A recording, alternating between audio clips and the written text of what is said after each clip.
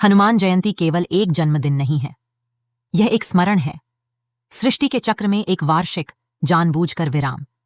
यह याद करने के लिए कि ब्रह्मांड की सबसे बड़ी शक्ति न सेनाएं हैं, न अस्त्र, न धन, न बुद्धि। यह एक समर्पित हृदय की शक्ति है।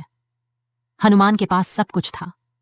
वह शक्ति जो पर्वत चूर कर दे, वह गति जो वायु को पीछे छोड़ दे, वह मन जो एक ही दिन में हर शास्त्र को आत्मसात कर ले। और उन्होंने यह सब कुछ अपने प्रभु के चरणों में रख दिया। इसलिए नहीं कि वे कमजोर थे, बल्कि इसलिए कि उन्होंने वह समझ लिया था जो अहंकारी कभी नहीं समझ पाते। सच्ची महानता यह नहीं कि तुम क्या ले सकते हो, यह है कि तुम किसकी सेवा करने का चुनाव करते हो। इस दिन मंदिर गेंदे और चमेली की सुगंध से भर जाते हैं।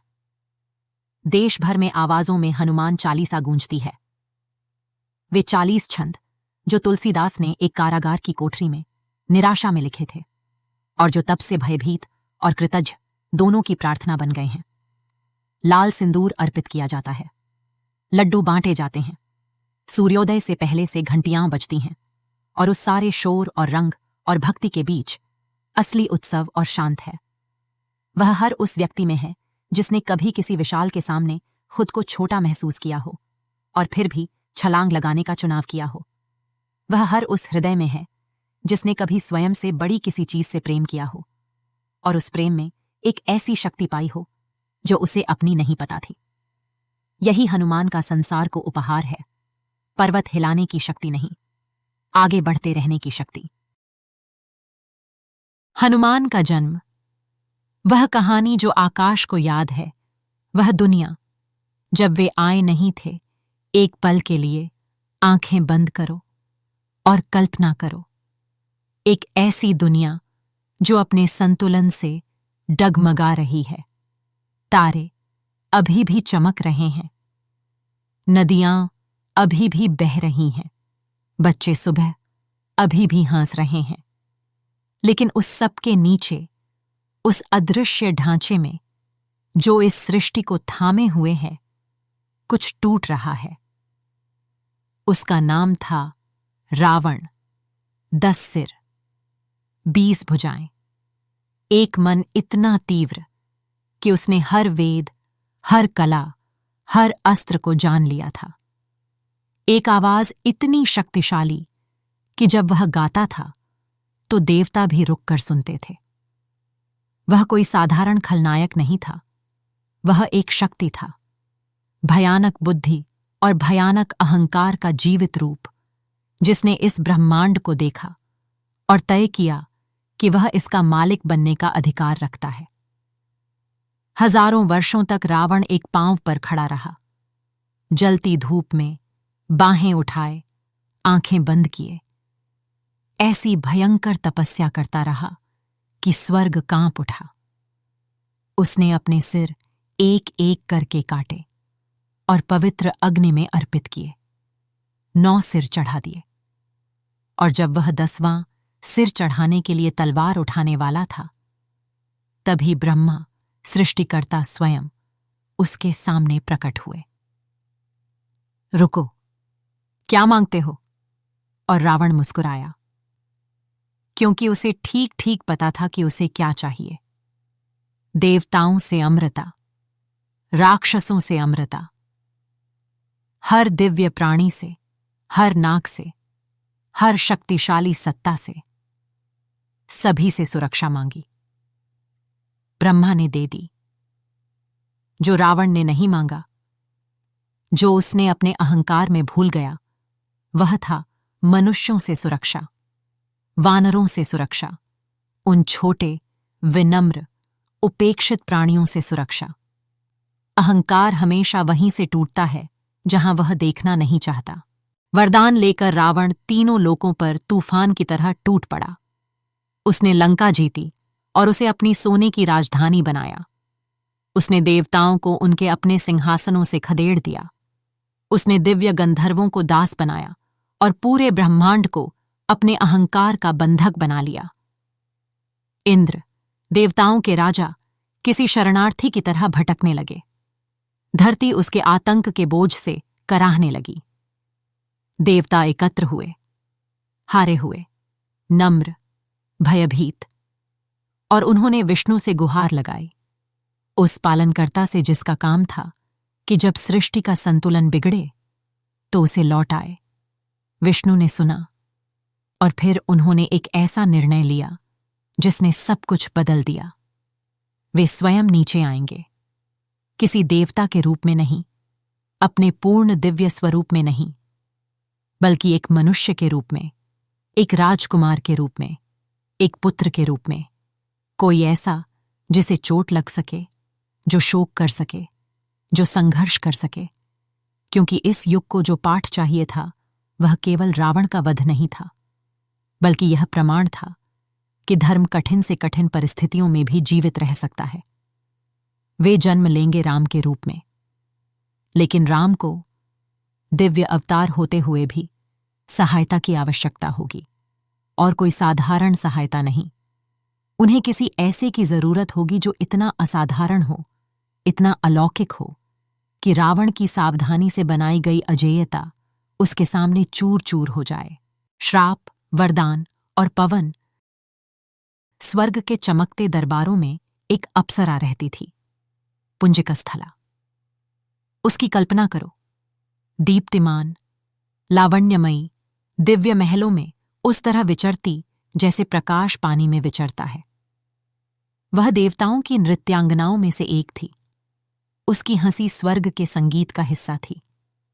लेकिन एक दोपहर उसने एक भयंकर भूल कर दी।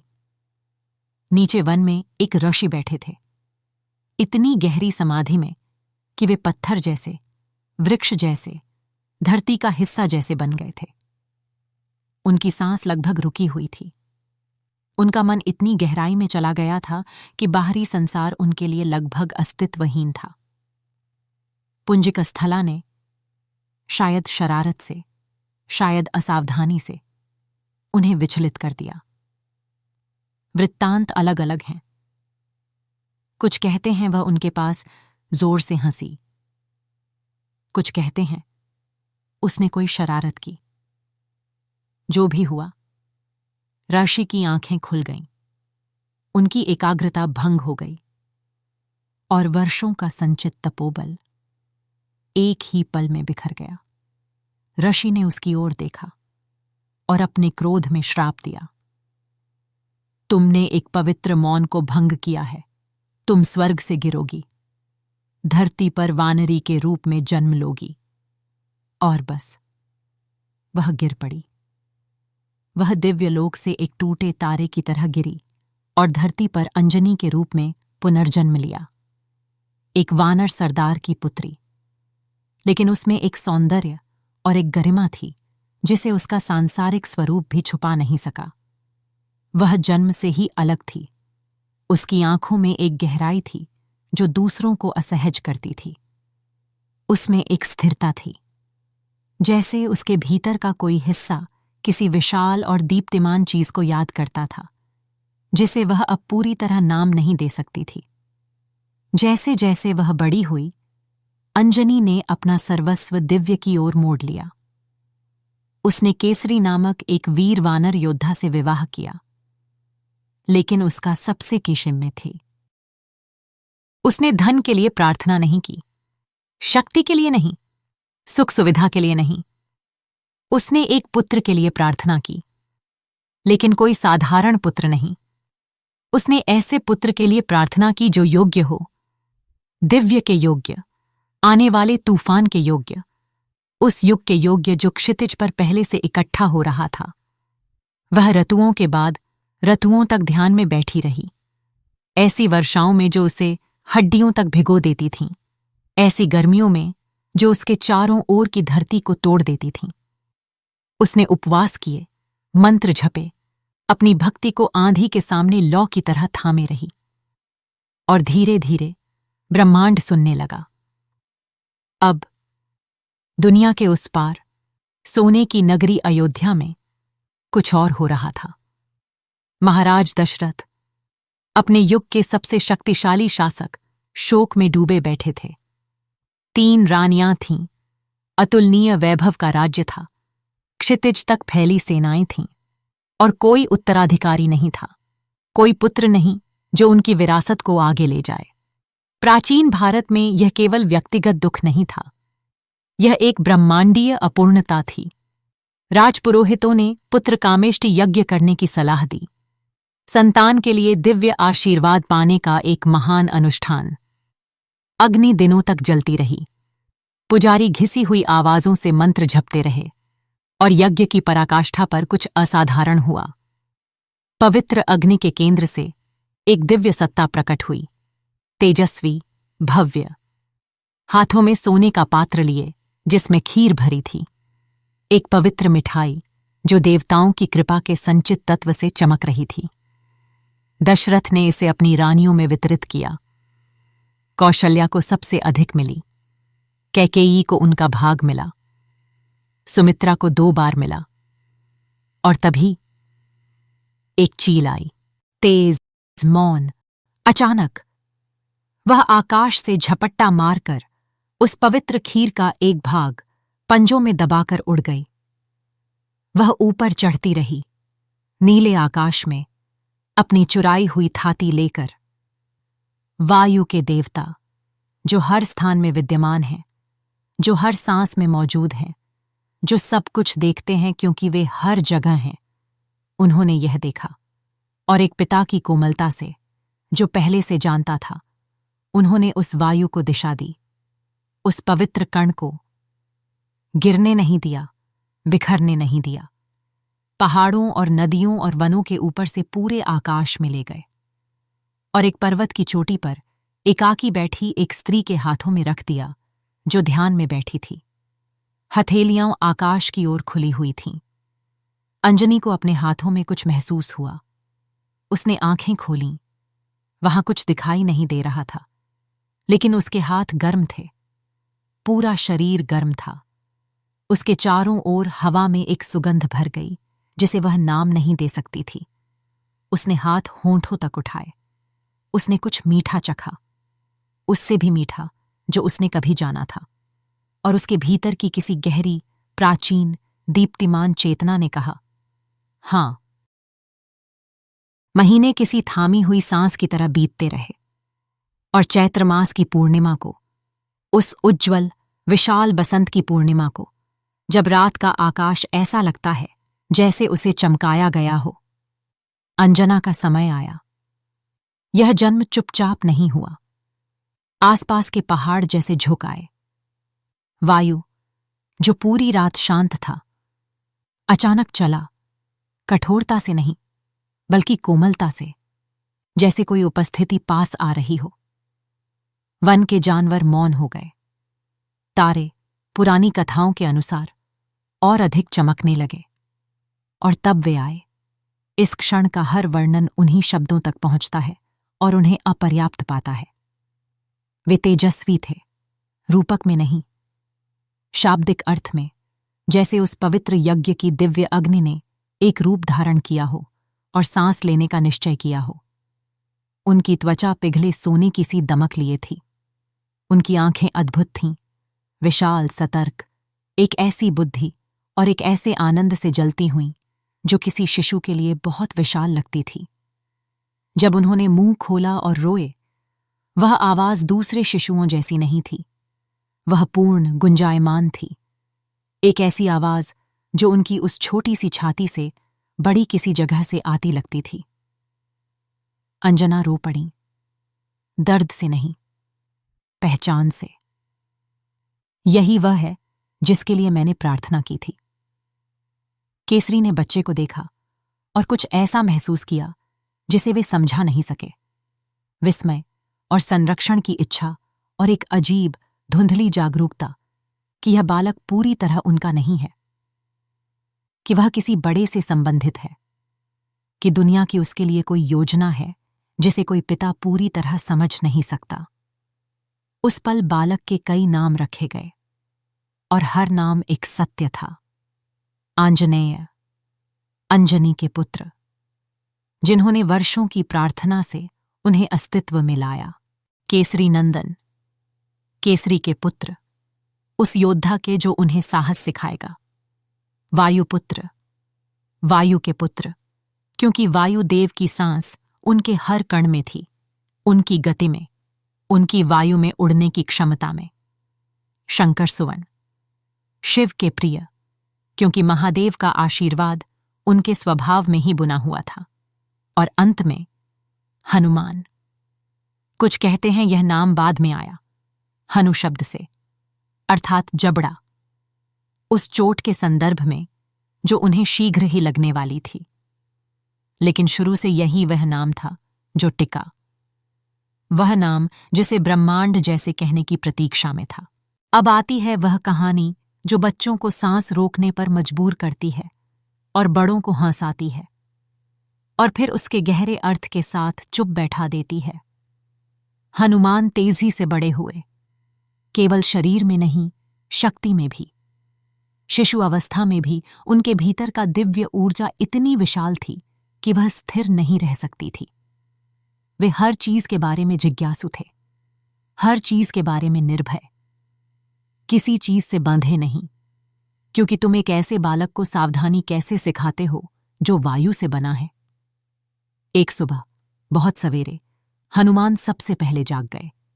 वे भूखे थे, एक बढ़ते बालक की सरल तीव्र भूख। आसपास कोई फल नहीं, कोई जागा हुआ नहीं जो उन्हें कुछ दे। उन्होंने ऊपर देखा और क्षितिज पर, दुनिया के किनारे पर, अभी अभी उगता हुआ एक विशाल, चमकता, लाल नारंगी गोला था। गोल, दीप्तिमान, विशाल। एक ऐसे बालक के लिए जिसने सूर्योदय कभी नहीं देखा था, एक ऐसे बालक के लिए जिसके पास देवता की शक्ति और बच्चे का तर्क था, वह ठीक ठीक सबसे भव्य फल जैसा दिखता था जो कभी अस्तित्व में था। हनुमान ने न हिचकिचाया, न सोचा, बस चाहा। उन्होंने स्वयं को तैयार किया, वह असाधारण शरीर दिव्य ऊर्जा से कुंडलित होकर और उछले। कोई कूद नहीं, एक प्रक्षेपण। वे आकाश में किसी देवता के धनुष से छूटे तीर की तरह फूट पड़े। उनकी हंसी पीछे बहती हुई, दोनों हाथ आगे फैलाए, सूर्य की ओर उस शुद्ध, सरल आनंद के साथ उड़ते हुए जो उस बालक का होता है, जिसे कभी किसी ने नहीं बताया कि कुछ असंभव है। स्वर्ग में हड़कंप मच गया। ये आफशनद की क्या न्याता है। इंद्र, देवताओं के राजा, ने अपने सिंहासन से नीचे देखा और जो हो रहा था वह देखा। वे सूर्य को निगलने नहीं दे सकते थे, सारा जीवन उस पर निर्भर था। सृष्टि की सारी लय, ऋतुएं, फसलें, ज्वार भाटे। उन्होंने अपना वज्र उठाया, वह दिव्य वज्रायुध, आकाश का सबसे शक्तिशाली अस्त्र, और फेंक दिया। वज्र हनुमान के जबड़े पर लगा। वह ध्वनि ऐसी थी जैसे आकाश दो टुकड़ों में फट गया हो। हनुमान गिरे। वह दहकता, हंसता, असंभव बालक टूटे तारे की तरह आकाश से गिरकर धरती पर आ गिरा। वे शांत पड़ गए।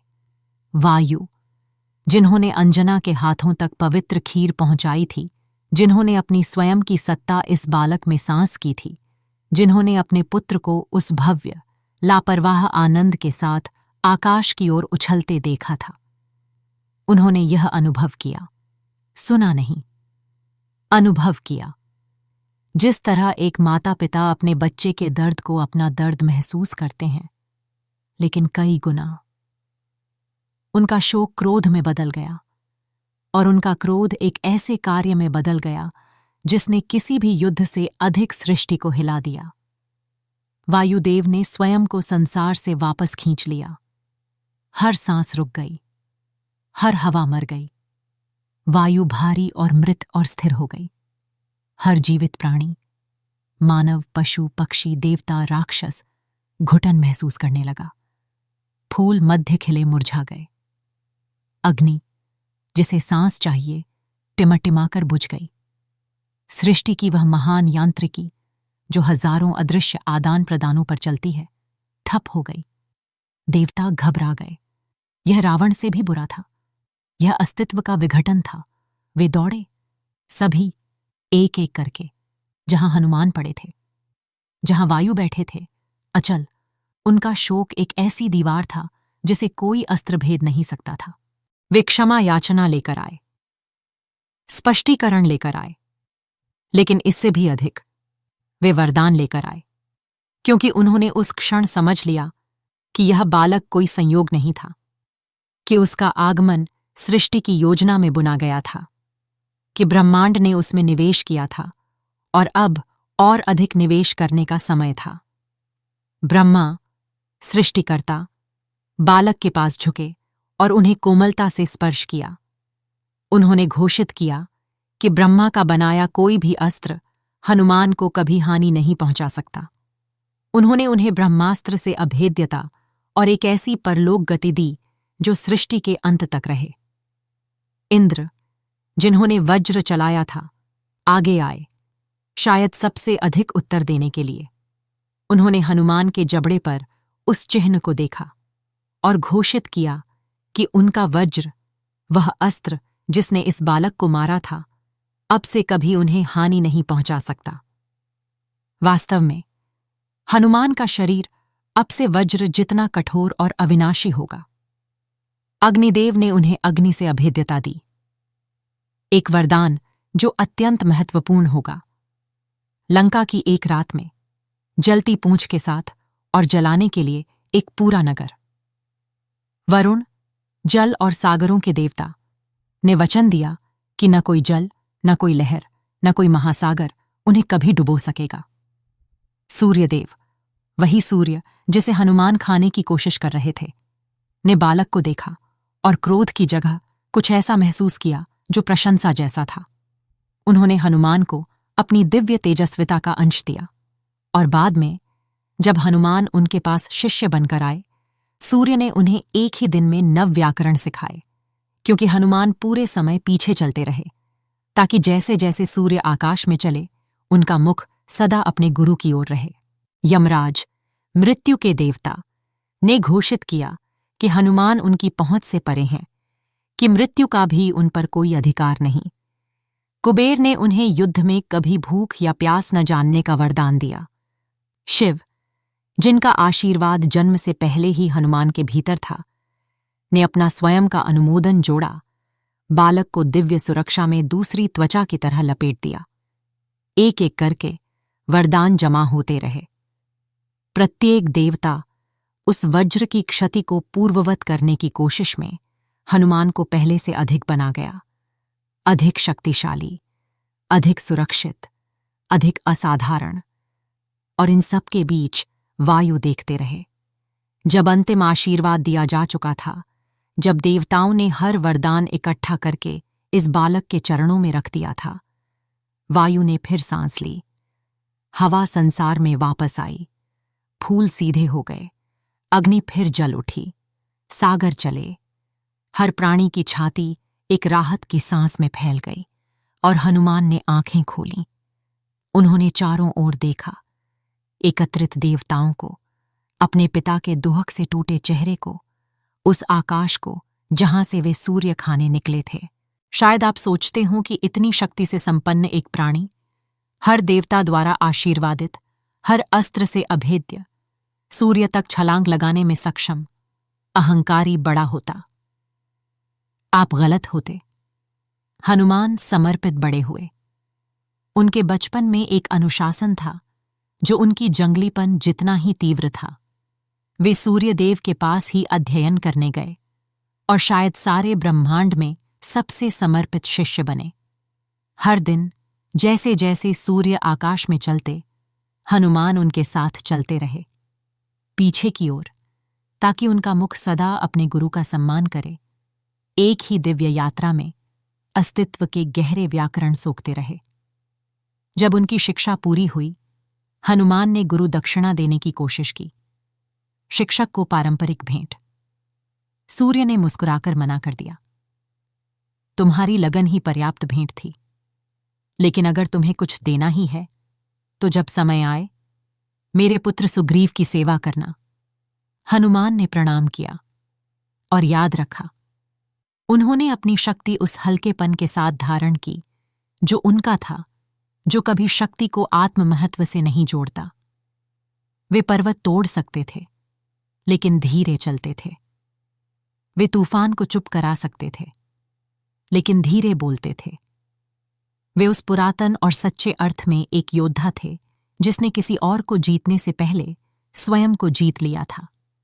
और तब एक वन में, एक राजकुमार के वनवास के बीच, उनकी मुलाकात राम से हुई। वह मिलन अपनी कहानी है, अर्थ की अपनी आकाशगंगा है, लेकिन यहां जो मायने रखता है वह यह है।